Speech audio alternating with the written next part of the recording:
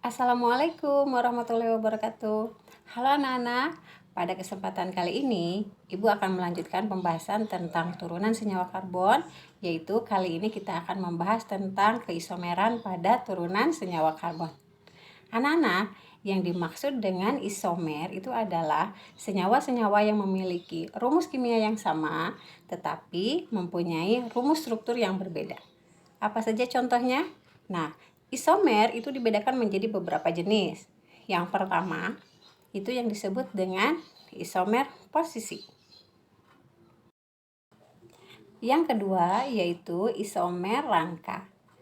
Yang ketiga adalah isomer fungsi. Yang keempat, isomer geometri. Dan yang kelima yaitu isomer optis. Yang dimaksud dengan isomer posisi itu adalah senyawa-senyawa yang memiliki rumus kimia yang sama tetapi berbeda posisi gugus fungsinya. Misalnya contoh senyawa C3H8O atau ini adalah senyawa propanol Ananda. Propanol bisa memiliki isomer posisi yang pertama adalah 1 propanol, di mana gugus OH terikat pada atom C nomor 1. Nah, 1 propanol bisa memiliki isomer posisi dengan 2 propanol, yaitu pada 2 propanol di sini gugus OH terikat pada atom C nomor 2. Nah, posisi gugus fungsi yang berbeda menunjukkan bahwa 1 propanol berisomer posisi dengan 2 propanol. Kemudian contoh yang kedua adalah senyawa C5H10O atau senyawa pentanon. Nah, kita perhatikan senyawa pentanon yang pertama itu adalah 2 pentanon, di mana posisi gugus karbonil atau CO itu terletak pada atom C nomor 2. Nah, 2 pentanon akan berisomer posisi dengan 3 pentanon, di mana di sini gugus karbonil terikat pada atom C nomor 3. Gimana Nana? Bisa dipahami? Kemudian, yang dimaksud dengan isomer rangka yaitu senyawa-senyawa yang memiliki rumus kimia yang sama tetapi berbeda jenis kerangkanya. Contohnya adalah senyawa 2-heksanon. 2-heksanon memiliki rumus kimia C6H12O. Nah, 2-heksanon berisomer rangka dengan senyawa 4-metil-2-pentanon, di mana senyawa 4-metil-2-pentanon pun memiliki rumus kimia yang sama dengan 2-heksanon yaitu C6H12O. Hanya di sini pada 2-heksanon rangka C-nya atau rantai C-nya berupa rantai C yang lurus. Sedangkan pada 4-metil-2-pentanon rantai C-nya berupa rantai C yang bercabang. Begitu juga pada contoh yang berikut ini Ananda. 1 pentanol akan berisomer rangka dengan 2-metil-1-butanol. Karena baik 1 pentanol maupun 2-metil-1-butanol ini memiliki rumus kimia yang sama, yaitu C5H12O. Hanya bedanya pada 1 pentanol rantai C-nya merupakan rantai C yang lurus, sedangkan pada 2-metil-1-butanol merupakan rantai yang bercabang. Selanjutnya, yang dimaksud dengan isomer fungsi itu adalah senyawa-senyawa yang memiliki rumus kimia yang sama tetapi berbeda gugus fungsinya. Contohnya, senyawa dengan rumus kimia C2H6O. Senyawa C2H6O bisa merupakan etanol, yaitu senyawa berasal dari gugus alkohol yang memiliki gugus fungsi alkohol.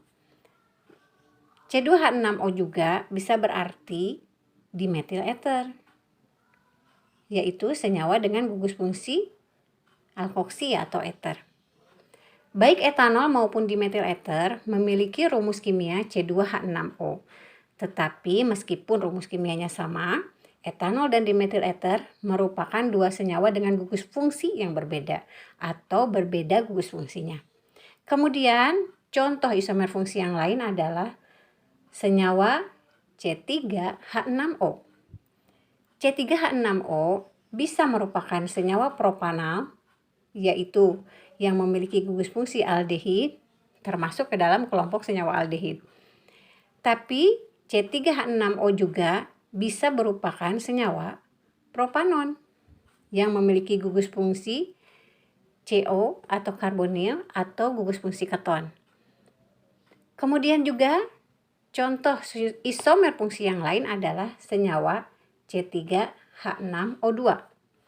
C3H6O2 ini bisa berarti senyawa asam propanoat yang memiliki gugus fungsi asam karboksilat atau COOH, dan bisa juga berupa senyawa ester yaitu metil etanoat yang memiliki gugus fungsi karboksil COO yaitu gugus fungsi untuk ester. Di sini asam karboksilat dengan rumus kimia yang sama bisa berisomer fungsi dengan ester. Begitu juga aldehid dengan rumus kimia yang sama bisa berisomer dengan keton. Begitu juga alkohol dengan rumus kimia yang sama bisa berisomer dengan eter. Nah, itu yang disebut dengan isomer fungsi. Bisa dipahami anak-anak?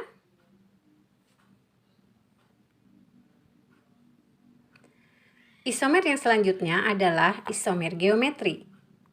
Isomer geometri adalah isomer yang hanya terdapat pada senyawa-senyawa yang berikatan rangkap 2. Di mana jika gugus yang sejenis berada pada posisi sejajar, maka dinamakan cis. Sedangkan jika gugus sejenis berada pada posisi yang berlawanan, maka dinamakan trans. Perhatikan contohnya anak-anak. Untuk senyawa C2H2Cl2. Yang pertama kita perhatikan posisi gugus yang sejenis yaitu Cl dengan Cl di sini berada pada posisi berlawanan, maka nama senyawanya adalah trans 1,2 dikloroetena. Akan berisomer geometri dengan senyawa yang kedua di mana posisi Cl dengan Cl-nya sejajar. Senyawa ini diberi nama cis 1,2 dikloroetena. Nah, trans 1,2 dikloroetena berisomer geometri dengan cis 1,2 dikloroetena. Kemudian, contoh yang kedua kita perhatikan senyawa C2H2Br2. Perhatikan, yang pertama posisi Br ini sejajar. Kemudian namanya akan menjadi cis 1,2 dibromoetena. Cis 1,2 dibromoetena.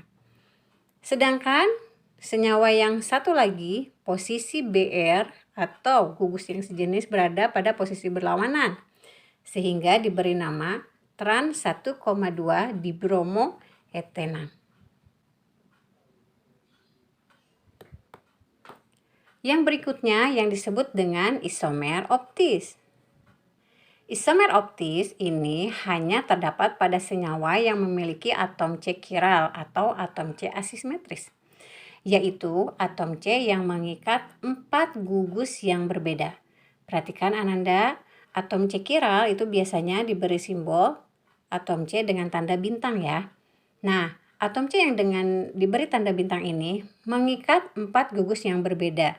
Yang pertama gugus CH3, kemudian yang kedua gugus H, yang ketiga gugus C2H5, dan yang terakhir gugus OH. Nah, jika rantainya ini kita lengkapi, maka ini akan bernama senyawa 2-butanol Ananda. Nah, perhatikan lagi, jika senyawa 2-butanol ini kita hadapkan dalam suatu cermin, nah ini ya, kita bisa lihat seperti tangan kanan dan tangan kiri kita ini Ananda. Ketika senyawa 2-butanol dicerminkan, maka dia akan memiliki bayangan cermin yang merupakan isomer optisnya. Ya, di sini ada S2-butanol dan R2-butanol. Di mana yang S2-butanol arah putarannya ini searah dengan jarum jam, sementara R2-butanol arah putarannya berlawanan dengan arah jarum jam. Ya, Ini seperti kaidah tangan kiri dan tangan kanan kita, Nanda. Tangan kiri dan tangan kanan kita itu adalah isomer optis satu sama lain.